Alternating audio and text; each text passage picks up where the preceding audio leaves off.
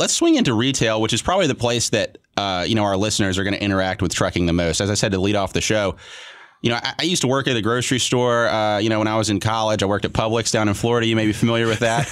Yes, there's only about 300 of them within 2 miles of my house. Yeah, and every morning, we'd have that truck come in and we put those goods out on the shelf and people would come in and buy it. And that's happening in every retail store across the country, which is why this trucking shortage is going to affect retail shoppers. So I think the short version of what we're going to talk about here is just get ready to open your wallets. I mean, trucking becomes a commodity. For a while, I worked in my family business and we brought in container loads of steel scaffolding from China. And when China was still sort of a novel place for companies to source stuff from, it was relatively a fixed price and somewhat inexpensive to do that. As the demand increased, the amount of ships and containers did not. So you might say, okay, I can get that delivered for $2,200 and it'll take 6 weeks.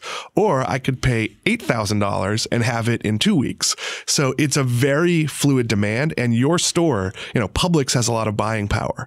Your local store does not. So you may find the big chains having an advantage, especially the ones like Walmart and Amazon that maintain their own trucking fleet, over the sort of smaller group that's relying on FedEx, UPS, private truckers to bring their goods in, because they're not going to be the priority, or they're just going to have to pay more, which is obviously going to cost you more. Right. So from your perspective, Dan, what you think is this trucking shortage, as well as just all the other strains that are being put on, international logistics, dealing with these situations, the advantage is going to go to the company that has the most scale, the ability to manage their logistical infrastructure in a way that they have, more control over. And the ability to take labor out elsewhere. So one of the things UPS has talked about is that they don't have a trucking shortage because they have a pipeline of workers. You go from the floor to a small truck to a big truck. They train you along the way. So if they need 20,000 more truckers, well, they can put robots into the warehouse. They might not be able to automate driving the truck, but they can automate other parts of their workflow. I think that's something you're seeing at Amazon in their warehouses. And you'll see that more and more with Walmart, where the picking of the orders, whether it's for individual delivery or mass distribution, is going to be automated. So you're going to take workers out of the chain and sort of force them into trucks if that's the only job available.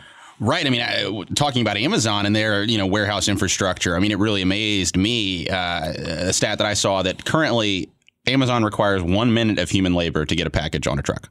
So that means the people who are loading up the boxes, the actual humans, a robot comes to them, brings them the products that they need. The human just takes it, places it on the conveyor belt, and then that conveyor belt boxes everything up and puts it on a truck.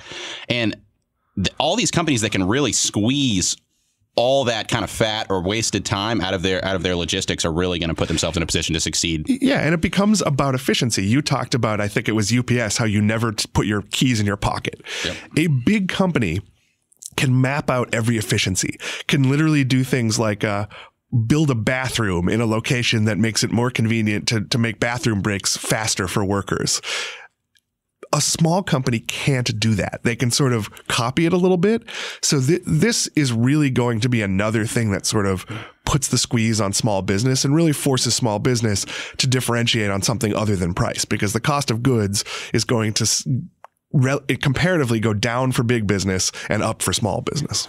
Right. And for these third party providers, you talked a little bit about UPS and about how they've been able to kind of handle the trucking shortage. Another thing that they can provide, and they call out, is that they can provide a different lifestyle for their truckers than maybe someone who operates with another independent provider. In that UPS, I believe their CEO, their spokesman, Dan McMacken, called out and said that for the average UPS trucker, they're out and back in the same day. They're sleeping in their own bed. They're not staying in a hotel or on the road.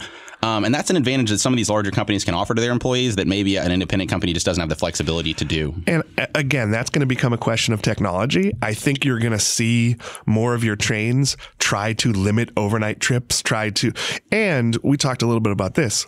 We might see infrastructure move more towards comfort. We've seen kind of a death of truck stops. They're not as prevalent. The days where there were shower facilities and even gyms and decent, food. we don't have a lot of that. So you might see in some places where overnight trucking is necessary, a sort of rebirth of these kind of trucking stops, places you can park easily, places where you can pay for just the 6 hours you're sleeping in the motel as opposed to, a full night, and sort of everything we can to improve quality of life from, hey, you're gone for 6 nights and you're sleeping over your truck bed, 3 of them. That's not going to work when UPS or Amazon or whoever is offering you, 1 overnight a month, sleep in your own bed most nights. Right.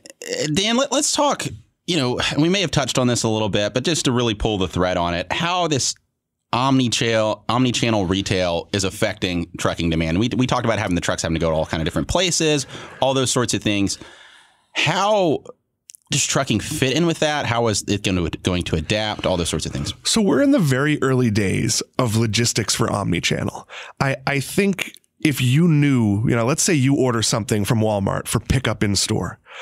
I think sometimes if you knew where that had come from, it'd be preposterous how much money they lost, getting you your box of gluten-free pasta or whatever it is they weren't stocking. It maybe was handled by 6 people, was on 3 different trucks, was on a shelf, was in a warehouse. It's just like we talked about the other day where you get the Amazon item at home and it's not in the right size box for what you ordered. That's happening less and less. And we're going to start seeing companies behind the scenes using AI, predictive technology. Amazon has talked a lot about, they know you're going to order razors before you do, and it's already packaged in the correct warehouse to send it to you. You're going to see a lot more technology going into making sure we eliminate as many inefficiencies as possible. Right. Along those same lines, another example to that Amazon that I was talking about earlier, in the past, things would be organized in a way that best fit what people could understand. If I'm a person working in a warehouse and I want to go find the good that we need to put in this shipment, maybe everything's in alphabetical order, or group by, different genre. There's sports stuff over here and there's dry goods over here. What we're seeing now with these AI capabilities is that the way these things are organized would make absolutely no sense to you and me, but it's the most efficient way to do it based on the way this analytics has been done. And it might sound like save 10 seconds here by this different organizational structure. But when you think about a company like Amazon that's doing millions and millions of transactions, or Walmart, those little fractions of a penny saved at each step down the line become millions and millions of dollars.